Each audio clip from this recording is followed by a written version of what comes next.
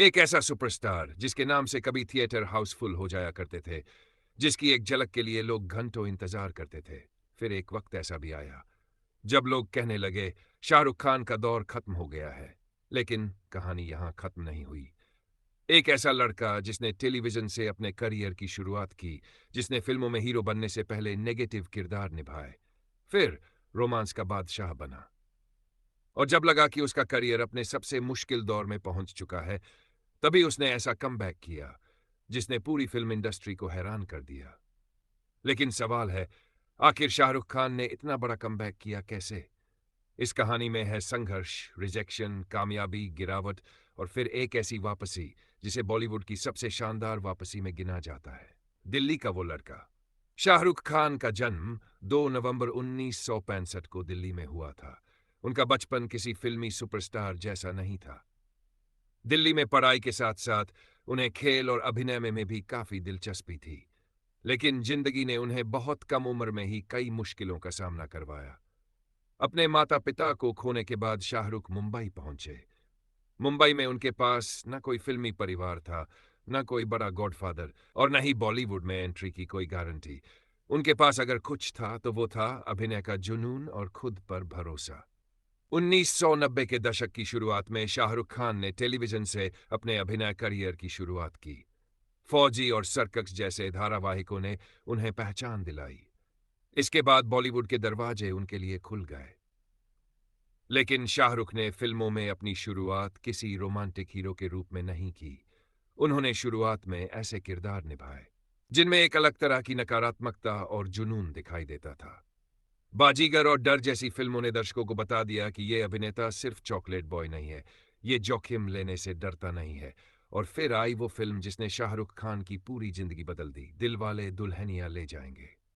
Romance का बादशाह। साल था 1995। फिल्म थी दिलवाले दुल्हनिया ले जाएंगे।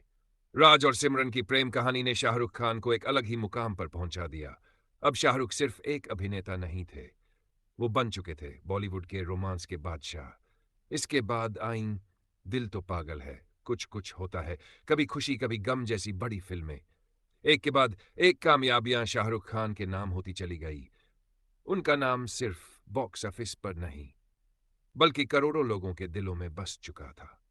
लेकिन हर सुपरस्टार की जिंदगी में एक ऐसा दौर आता है जब सफलता ही सबसे बड़ी चुनौती बन जाती है।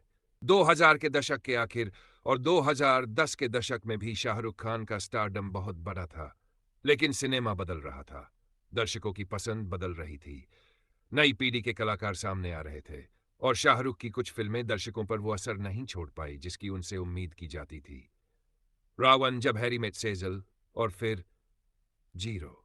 साल 2018 में रिलीज हुई जीरो से शाहरुख खान को काफी उम्मीदें थी, लेकिन फिल्म उम्मीद के मुताबिक प्रदर्शन नहीं कर पाई।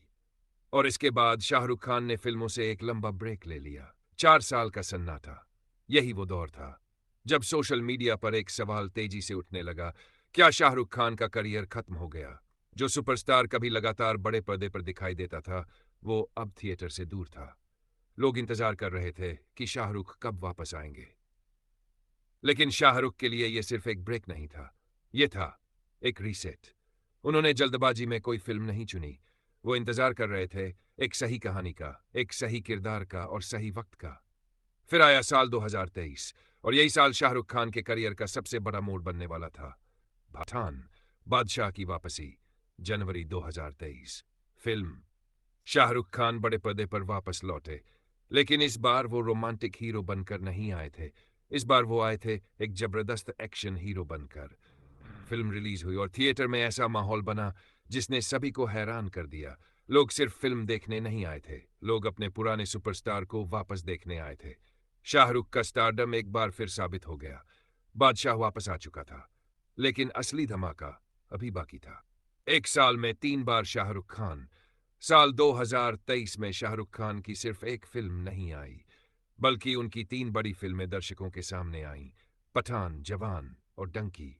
जवान में शाहरुख खान ने ऐसा मास और एक्शन अवतार दिखाया जिसे दर्शकों ने जबरदस्त तरीके से पसंद किया। एटली के निर्देशन में बनी इस फिल्म ने शाहरुख की छवि को एक नए अंदाज में पेश किया।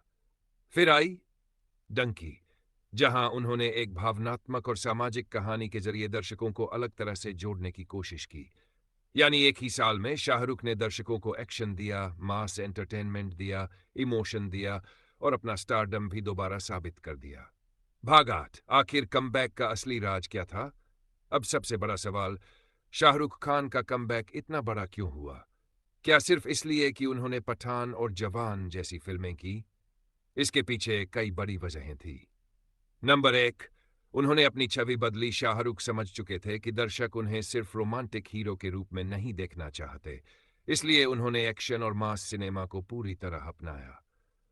नंबर 2, उन्होंने जल्दबाजी नहीं की। लंबे ब्रेक के बाद उन्होंने तुरंत कोई फिल्म साइन नहीं की।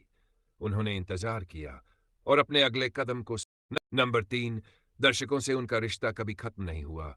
कुछ कलाकार अपनी फिल्मों की वजह से सुपरस्टार बनते हैं, लेकिन शाहरुख खान के मामले में बात कुछ अलग थी। उनका दर्शकों के साथ एक भावनात्मक रिश्ता बन चुका था और जब वो वापस आए, तो दर्शक सिर्फ फिल्म देखने नहीं आए, वो अपने सितारे को देखने आए थे। भाग 9, शाहरुख खान की कहानी हमें क्या सिखाती है? शाहरुख खान की कहानी सिर्फ बॉलीवुड की कहानी नहीं है, ये एक कमबैक की कहानी है। एक ऐसे इंसान की कहानी जिसे कभी कम आंका गया, जिसने संघर्ष देखा, रिजेक्शन देखा, कामयाबी देखी, आलोचना झेली और अपने करियर का मुश्किल दौर भी देखा। लेकिन उन्होंने हार नहीं मानी, वो वापस आए और पहले से भी ज्यादा मजबूत होकर आए। इसीलिए शाहरुख खान का कमबैक सिर्फ फिल्मों की सफलता नहीं था, ये था दर्शकों के भरोसे की वापसी। अंत दमदार आखिरी शब्द। आज बॉलीवुड में कई बड़े सुपरस्टार हैं, लेकिन शाहरुख खान की कहानी हमें एक बात जरूर सिखाती है, बादशाह बनना मुश्किल है, लेकिन बादशाह बनने से भी ज्यादा मुश्किल है गिरने के बाद दोबारा बादशाह बनकर लौटना। और शायद यही वजह है कि शाहरुख खान की कहानी सिर्फ एक सुपरस्टार की कहानी नहीं है, ये कहानी है संघर्ष की, धैर्य की, विश्वास की और सबसे बड़ा कमबैक की।